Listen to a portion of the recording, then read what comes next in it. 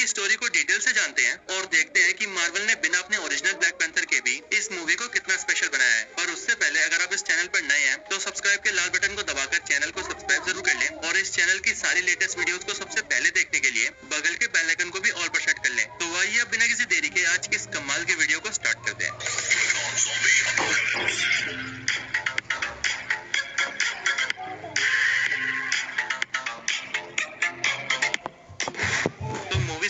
हमें ये दिखाया जाता है कि वकांडा का राजा टिचाला एक बहुत ही खतरनाक बीमारी से सफर कर रहा है। एक ऐसी बीमारी से जिस बीमारी का इलाज वकांडा के पास भी नहीं है और इसीलिए टिचाला को बचाने के लिए शूरी अपनी लैब के अंदर कई तरह के टेस्ट कर रही होती है ताकि वो किसी तरह से हार्ट शेप हब को आर्टिफिशियली क्रिएट कर सके और उसे पिलाकर टिचाला की जान बचा सके। क्योंकि अगर आपको याद हो तो ब्लैक पैंथर की फर्स्ट मूवी के अंदर किलमॉन्गर ने सारे हार्ट शेप हब को जलाकर राख कर दिया था, इसीलिए वकांडा के पास अभी एक भी हार्ट शेप हब नहीं है। यहाँ पर शूरी बहुत कोशिश करती है लेकिन वो तब भी आर्टिफिशियली उस हब को नहीं बना पाती। यहीं पर शूरी अपने आर्टिफिशियल एआई से टिचाला के बारे में पूछ रही होती है, जिस पर शूरी का एआई शूरी को बताता है कि टिचाला की हालत बहुत नाजुक है और उसका हार्ट रेट लगातार नीचे गिरता जा रहा है। और फिर इसके बाद ही शूरी के पास उसकी मदर रमोंडा आती है और वो वहाँ कर शूरी से कहती है, अब रुक जाओ शूरी, ये सब करने का कोई फायदा नहीं है। टिचाला अपने पूर्वजों के पास जा चुका है, यानी कि टिचाला मर चुका है। ये खबर सुनते ही शूरी और उसकी मदर दोनों रोने लगते हैं। फिर इसके आगे टिचाला का फ्यूनरल किया जाता है जहाँ पर सारे वकांडन्स अपने सम्राट टिचाला को श्रद्धांजलि देते हैं। फिर इसके बाद एक साल बीत जाते हैं और वकांडा एक साल तक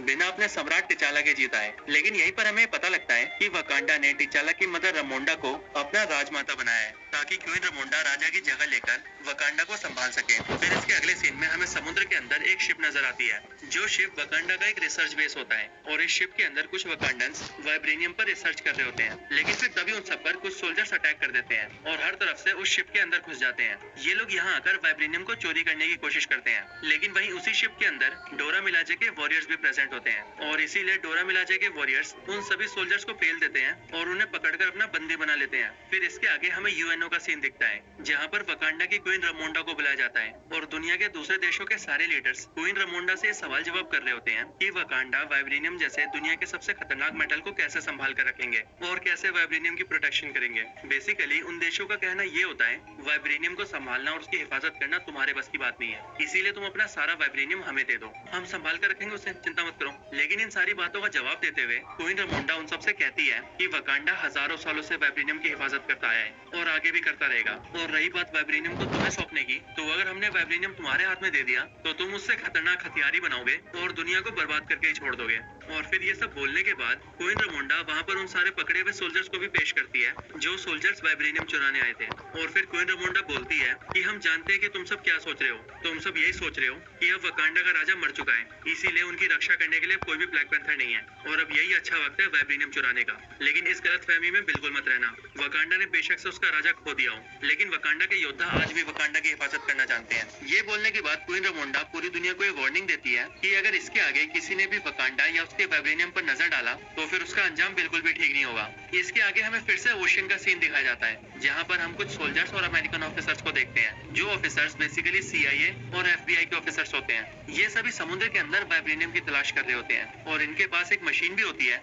जो मशीन वाइब्रेनियम को डिटेक्ट कर सकती है और इसी मशीन की मदद से इन्हें पानी के नीचे एक जगह पर वाइब्रेनियम का पता लगता है। उस वाइब्रेनियम को देखने के लिए दो ऑफिसर्स पानी के नीचे जाते हैं, लेकिन इसके कुछ देर बाद ही उन सभी पर हमला हो जाता है और हमें पता लगता है कि वो हमला करने वाले और कोई नहीं बल्कि टालोकान के सोल्जर्स होते हैं, यानी कि नेमोर के किंगडम के सोल्जर्स। अब टालोकान सुनकर आपको कंफ्यूज नहीं होना है, बस इतना समझ लीजिए कि नेमोर के जिस किंगडम का नाम मार्वल कॉमिक्स में अटलांटिस है, उसी किंगडम का नाम MCU में टालोकान है। यहाँ पर टालोकान के लोग इन सारे अमेरिकन सोल्जर्स को मार देते हैं। और फिर यहीं पर हमें यह भी पता लगता है कि हजारों साल पहले जब वाइब्रेनियम एक मीटेरॉइड के थ्रू अर्थ पर आया था, तब वो वाइब्रेनियम का मीटेरॉइड वकांडा के अलावा अटलांटिक ओशन में भी गिरा था, जो कि मिला था टालोकान के लोगों को। और इसीलिए MCU के अंदर वाइब्रेनियम वकांडा के अलावा टालोकान के पास भी है। इसीलिए वाइब्रेनियम के एक्सेस की वजह से टालोकान के सोल्जर्स ने अपने लिए भी वाइब्रेनियम के वेपन्स बना रखे हैं और नेमोर जो स्पीयर वेपन यूज करता है वो भी वाइब्रेनियम से ही बना है। इसके आगे हमें फिर से वकांडा का सीन दिखता है जहाँ पर क्वीन रमोंडा शूरी को एक नदी के किनारे ले आती है और वहाँ आकर क्वीन रमोंडा अपनी फ्यूनरल ड्रेस को जलाने लगती है ताकि वो अपने बेटे टिचाला की मौत के गम से बाहर आ सके। ये वकांडा के लोगों की थिंकिंग होती है कि अगर हम किसी के फ्यूनरल की ड्रेस को जला दें तो हमें उसकी याद आना बंद हो जाएगी और हम उसकी मौत के सदमे से बाहर आ जाएंगे। जाएंगे। लेकिन क्योंकि शूरी इन सब पर बिलीव नहीं करती, इसीलिए वो अपनी ड्रेस को नहीं चलाती। लेकिन क्वीन रामोंडा और शूरी दोनों ही टिचाला को याद करते हुए रोने लगते हैं। लेकिन फिर तभी नदी के अंदर से नेमोर बाहर आता है और वो क्वीन रामोंडा और शूरी से कहता है कि उसका नाम कुकुल खान है और वो टालोकान किंगडम का राजा है और उसे बाहरी दुनिया के लोग नेमोर भी कहते हैं। नेमोर उनसे बोलता है कि जब टिचाला ने दुनिया के लिए वकांडा के दरवाजे खोल दिए तब पूरी दुनिया वाइब्रेनियम के बारे में भी जान गई और तब से ही वो लोग वाइब्रेनियम के पीछे पड़े हैं, जिस वजह से उसके लोगों की जिंदगी भी खतरे में आ गई है। और ऐसा इसीलिए क्योंकि नेमोर को ये लगता है कि जिस तरह से वकांडा की सच्चाई जानते ही लोग वकांडा के पीछे पड़ गए हैं, वैसे ही जब दुनिया को टालोकान के बारे में पता लगेगा तब वो लोग टालोकान का जीना भी मुश्किल कर देंगे। और फिर इसके आगे नेमोर क्वीन रामोंडा को बताता है कि अमेरिकन के पास एक ऐसी मशीन है जो कि वाइब्रेनियम को डिटेक्ट कर सकती है और उस मशीन को अमेरिका के एक होशियार साइंटिस्ट ने बनाया है। आगे नेमोर क्वीन रामोंडा से कहता है कि वकांडा को टालोकान के साथ मिल जाना चाहिए और उन दोनों किंगडम्स को साथ मिलकर पूरी दुनिया पर अटैक करके उन सभी को मार देना चाहिए, ताकि इससे पहले कि दुनिया वाले टालोकान और वकांडा को खत्म करें, टालोकान और वकांडा ही मिलकर दुनिया को खत्म कर देगा, जिसके बाद वो लोग शांति से अपनी लाइफ जी सकेंगे। लेकिन क्वीन रामोंडा नेमोर के इस ऑफर को मना कर देती है और ऐसा इसीलिए क्योंकि वकांडा सिर्फ शांति चाहता है। ना सुनते ही नेमोर क्वीन रामोंडा से कहता है कि अगर वकांडा को टालोकान के साथ नहीं मिलना तो कोई बात नहीं, लेकिन वकांडा को उस अमेरिकन साइंटिस्ट को नेमोर को सौंपना होगा जिस साइंटिस्ट ने वाइब्रेनियम डिटेक्ट करने की मशीन बनाई है, ताकि नेमोर उस साइंटिस्ट को मार दे, जिससे कि वो अमेरिकी वाइब्रेनियम को खोजते हुए उनके किंगडम में ना आए। नेमोर उन्हें 1 हफ्ते का टाइम देता है और क्वीन रामोंडा से कहता है कि वो 1 हफ्ते बाद दोबारा आएगा और वो भी अपनी पूरी आर्मी के साथ। और अगर तब तक वकांडा ने उस साइंटिस्ट को हमें सौंप दिया तब तो हम समझेंगे कि वकांडा हमारा दोस्त है, लेकिन अगर वकांडा ने ऐसा नहीं किया तो हम पूरी दुनिया के साथ साथ वकांडा को भी डिस्ट्रॉय कर देंगे। और फिर ये बोलकर नेमोर वहाँ से चला जाता है। इसके बाद क्वीन रामोंडा डोरा मिलाजे के जनरल ओकोई को उस अमेरिकन साइंटिस्ट को पकड़ कर लाने के लिए बोलती है जिस साइंटिस्ट ने उस वाइब्रेनियम डिटेक्टर मशीन को बनाया है। लेकिन यहाँ पर ओकोई क्वीन रामोंडा से कहती है कि वो शूरी को भी अपने साथ ले जाना चाहती है, जिस पर पहले तो क्वीन रामोंडा मना करती है, लेकिन बाद में वो शूरी को ले जाने की इजाजत दे देती है। इसके बाद शूरी और ओकोई दोनों ही अमेरिका पहुंच जाते हैं और वहां जाकर उस साइंटिस्ट को खोज लेते हैं। लेकिन साइंटिस्ट को ढूंढने के बाद उन्हें पता लगता है कि जिस अमेरिकन साइंटिस्ट ने वाइब्रेनियम को ढूंढने वाली मशीन को इन्वेंट किया है वो असल में और कोई नहीं बल्कि एक 19 साल की कॉलेज गर्ल है जिसका नाम है रीरी विलियम्स, यानी कि आयरन हार्ट। रीरी विलियम्स के बारे में पता लगते ही ओकोई और शूरी उसे अपने साथ ले जाते हैं, लेकिन लाते वक्त ही उन्हें पता लगता है कि FBI के ऑफिसर्स उनके पीछे पड़े हुए थे और वो रीरी विलियम्स और शूरी के ऊपर हमेशा से नजर बनाए हुए थे। वो लोग उन तीनों को सरेंडर करने के लिए बोलते हैं, लेकिन रीरी विलियम्स अपने आयरन हार्ट सूट को पहनकर वहां से फ्लाई कर लेती है और ओकोई और शूरी रीरी विलियम्स की कार और बाइक को लेकर निकल जाते हैं। और फिर वो लोग किसी तरह से FBI से बचकर आगे निकल जाते हैं, लेकिन फिर तभी बीच में उन पर टालोकान के सोल्जर्स हमला कर देते हैं और यहाँ हमें पता लगता है कि इन सोल्जर्स को नेमोर ने भेजा है ताकि वो लोग रीरी विलियम्स को पकड़कर नेमोर के पास ले जाएं। यहाँ पर टालोकान सोल्जर्स ओकोई से फाइट करते हैं और रीरी विलियम्स को अपने साथ ले जाने की कोशिश करते हैं, लेकिन ओकोई उनसे लड़ती है और रीरी को बचाने की कोशिश करती है। लेकिन क्योंकि टालोकान के सोल्जर्स बहुत पावरफुल होते हैं इसीलिए वो ओकोई को हरा देते हैं और फिर वो लोग रीरी विलियम्स और शूरी को नेमोर के पास टालोकान में ले जाते हैं। फिर इसके बाद जब ओकोई वकांडा पहुंचती है तब वो क्वीन रामोंडा को ये सारी बातें बताती है, लेकिन ये बात सुनकर क्वीन रामोंडा बहुत गुस्सा हो जाती है और वो ओकोई को डोरा मिलाजे के जनरल के पद से हटा देती है। इसके बाद क्वीन रामोंडा सीधा नाकिया को ढूंढते हुए उसके पास जाती है जो कि पिछले 6 साल से वकांडा से दूर होती है। क्वीन रामोंडा यही सोचती है कि नाकिया बहुत से देशों में घुस चुकी है और उसे किसी और के किंगडम में घुसपैठ करने का बहुत एक्सपीरियंस है, इसीलिए वो टालोकान जाकर शूरी को बचा सकती है। क्वीन रामोंडा नाकिया को सारी बात बताती है और उसे शूरी और रीरी विलियम्स को वापस लाने के लिए कहती है, जिसके बाद नाकिया सीधा टालोकान में पहुंच जाती है और वहां जाकर टालोकान के कुछ सोल्जर्स को मारकर रीरी विलियम्स और शूरी को बचाकर वापस वकांडा में ले आती है। लेकिन जब तक शूरी और रीरी विलियम्स टालोकान में नेमोर के पास होते हैं तब तक शूरी नेमोर को यह समझाने की भी कोशिश करती है कि वो रीरी विलियम्स को ना मारे और उसी दौरान नेमोर शूरी को अपनी ओरिजिन भी बताता है और हमें भी यहाँ पर MCU के नेमोर की ओरिजिन पता लगती है। यहाँ हम ये जानते हैं कि MCU के नेमोर की एज 450 इयर्स है और 450 इयर्स पहले जो नेमोर के मदर और फादर थे वो पहले ह्यूमंस ही थे,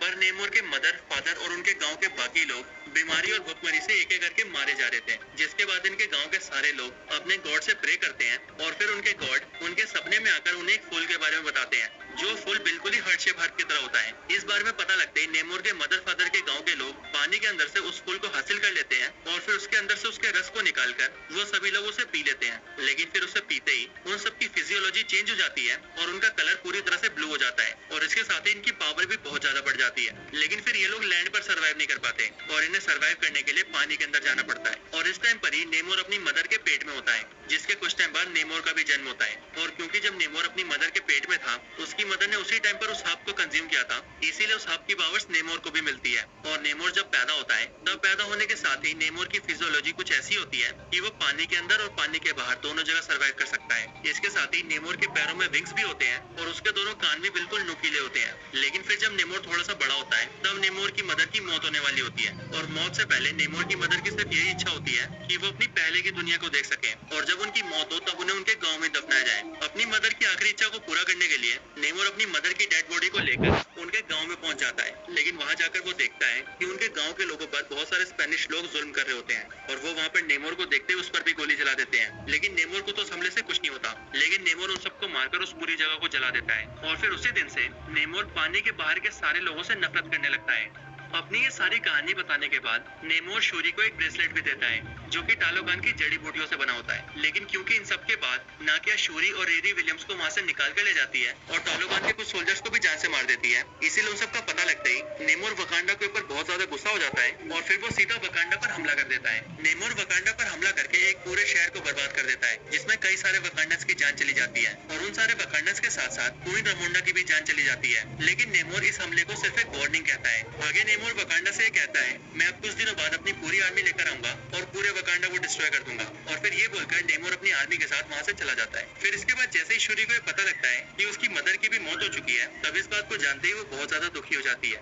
लेकिन फिर शूरी नेमोर को रोकने और उससे बदला लेने के लिए हार्डशिप हाथ पर फिर से काम करने लगती है, और फिर जो ब्रेसलेट उसे नेमोर ने दिया होता है, वो उसके अंदर की जड़ी बूटियों को निकाल लेती है और उस पर टेस्ट करने लगती है, जिससे शूरी को ये पता लगता है कि उन जड़ी बूटियों के अंदर भी हार्डशिप हब की एबिलिटीज है। और फिर ये जानते ही शूरी उन्हें एक्सट्रैक्ट कर लेती है और उन्हें अपने भाई टिचाला के डीएनए के साथ मर्ज कर देती है, जिसके बाद वो फाइनली आर्टिफिशियली हार्डशिप हब को क्रिएट कर लेती है। और फिर इसके बाद नाकिया वो हार्डशिप हब शूरी को पिला देती है, जिसके बाद जैसे ही शूरी वो हार्डशिप हब पीती है, वैसे ही उसे ऐसा लगता है कि उसे उसके एंसेस्टर्स दिखेंगे, यानी कि उसकी मदर या फिर फादर। लेकिन शूरी को नजर आता है किलमोंगर, जो कि उससे कहता है कि शूरी अपने भाई टिचाला की तरह रहमदिल नहीं है, वो टिचाला की तरह महान नहीं है, वो उसी की तरह है, उसे भी सिर्फ बदला चाहिए। कि जैसे मैं अपने पापा का बदला लेने आया था, तुम भी अब नेमोर से अपनी माँ का बदला लेना चाहती हो, तुम अपने भाई जैसी नहीं हो। ये सब सुनकर शूरी जाग जाती है और शूरी को हार्डशिप हब की वजह से सुपर ह्यूमन पावर्स मिल जाती है, जिसके बाद शूरी अपना बनाया हुआ ब्लैक पैंथर सूट निकालती है और उसे पहनकर बनती है नई ब्लैक पैंथर। और इसके साथ ही यहीं पर शूरी के लैब में रीरी विलियम्स अपने लिए अपना भी एक आयरन हार्ट सूट बना लेती है, जो कि काफी एडवांस होता है। और शूरी और रीरी विलियम्स ने ये पहले से ही पता लगा लिया होता है कि नेमोर की कमजोरी हीट है, और इसीलिए अगर उसे हीट वाली जगह पर रखा जाए या फिर उसे पानी से काफी देर तक दूर रखा जाए तो वो कमजोर पड़ सकता है। इन सारी तैयारियों के बाद शूरी अपनी वकांडन आर्मी को तैयार करती है और फिर सीधा वो लोग नेमोर के किंगडम पर हमला कर देते हैं। इसके बाद यहाँ पर टालोगास और वकांडस के बीच बहुत खतरनाक फाइट शुरू हो जाती है, और शूरी अपने ब्लैक पैंथर कॉस्ट्यूम में आकर नेमोर को अपने एक शिप पे ले आती है, जिसके अंदर उसने बहुत बड़े बड़े हीटर्स लगा रखे होते हैं और उससे बहुत सारी हीट निकल रही होती है। इतनी हीट की वजह से नेमोर कमजोर तो पड़ता है, लेकिन क्योंकि उसके हाथ में उसका वाइब्रेनियम स्पीयर होता है, इसीलिए वो उससे उस पूरे शिप को डिस्ट्रॉय कर देता है, जिसके बाद वो शिप नीचे गिरने वाला होता है। लेकिन शूरी किसी तरह से उस शिप को उड़ाकर एक रेगिस्तान के पास ले जाती है, ताकि वो नेमोर को पानी से दूर रख सके। फिर इसके बाद उस रेगिस्तान में आकर शूरी और नेमोर के बीच बहुत ही खतरनाक फाइट होती है, और इस फाइट में नेमोर अपना वाइब्रेनियम स्पीयर शूरी के पेट पर कर देता है, जिससे शूरी बहुत ज्यादा इंजर्ड हो जाती है। और फिर नेमोर सीधा पानी की तरफ जा रहा होता है ताकि उसे उसकी ताकत वापस मिल सके, लेकिन उसके पानी तक पहुंचने से पहले ही शूरी अपने टूटे हुए शिप को ब्लास्ट कर देती है, जिससे निकलने वाली आग से नेमोर बहुत ज्यादा वीक हो जाता है। और फिर शूरी नेमोर के वाइब्रेनियम वेपन को उठाकर उसी के ऊपर एम कर देती है और नेमोर से कहती है कि या तो तुम इस जंग में हार मानो या फिर मैं तुम्हारी जान ले लूंगी, और तुम्हें हार मानना ही होगा, क्योंकि अगर तुमने जंग नहीं रोकी तो दूसरों के साथ साथ तुम्हारे लोग भी मारे जाएंगे। नेमोर शूरी की बात समझ जाता है और इसीलिए वो शूरी के सामने हार मान जाता है। इसके बाद शूरी और नेमोर दोनों एक साथ मिल जाते हैं और अपने लोगों के पास जाकर जंग को खत्म कर देते हैं, जिसके बाद टालोगान और वकांडा एक दूसरे का दोस्त बन जाता है। इसके बाद सब कुछ ठीक हो जाता है और टालोगान और वकांडा अपने अपने किंगडम में वापस खुशी से रहने लगते हैं। लेकिन अब क्योंकि हम भी जानते हैं कि वकांडा के अंदर ये नियम है कि किसी भी पर्सन को राजा बनने से पहले अपने आप को साबित करना पड़ता है, और एक कल्चरल सेरेमनी के दौरान उसे बिना किसी हार्डशिप भाव के अपने आप को सर्वशक्तिमान साबित करना होता है। और क्योंकि शूरी वकांडा की नई महारानी बनी है, इसीलिए उसे भी अपने आप को साबित करना होगा, वो भी अपने चैलेंजर को हराकर। लेकिन यही सेरेमनी में हम देखते हैं कि शूरी वहाँ से गायब होती है और वहाँ पर आता है अम्बाकू, और यहीं पर हमें हिंट दिया जाता है कि अब से अम्बाकू ही वकांडा का नया राजा है। हालांकि ये बात बताई तो नहीं जाती, लेकिन मार्वल ने इस चीज को थोड़ा सा टीज जरूर किया है। इसके बाद हम शूरी को देखते हैं और हमें पता लगता है कि शूरी यहाँ से सीधा नाकिया के पास गई है और नाकिया के पास जाकर वो अपनी फनरल ड्रेस को जला देती है ताकि वो अपने भाई की मौत के गम से बाहर आ सके, और फिर यहीं पर ये मूवी एंड हो जाती है। अब इसके बाद मूवी का मिड क्रेडिट सीन स्टार्ट होता है, जो कि ठीक वहीं से स्टार्ट होता है जहाँ पर ये मूवी एंड हुई है। यहाँ पर हम शूरी को बैठे हुए देखते हैं, जिसके पास नाकिया आती है और वो शूरी से अपने बेटे को मिलवाती है और वो शूरी को बताती है कि वो उसका और टिचाला का बेटा है, जिसे उन दोनों ने सबसे छुपा कर रखा है, और इस बारे में टिचाला और नाकिया के अलावा सिर्फ क्वीन रमोंडा को ही पता है, और अब क्वीन रमोंडा के बाद शूरी को। फिर यहाँ पर टिचाला और नाकिया का बेटा शूरी को अपना नाम बताता है और वो शूरी से कहता है कि वो सम्राट टिचाला का बेटा है और उसका नाम है टिचाला, और फिर इसके बाद ही ये मूवी एंड हो जाती है। तो बस यही black panther Wakanda forever movie की कंप्लीट स्टोरी थी। आपको ये वीडियो और ये स्टोरी कैसी लगी मुझे कमेंट्स में जरूर बताएं, और अगर आपको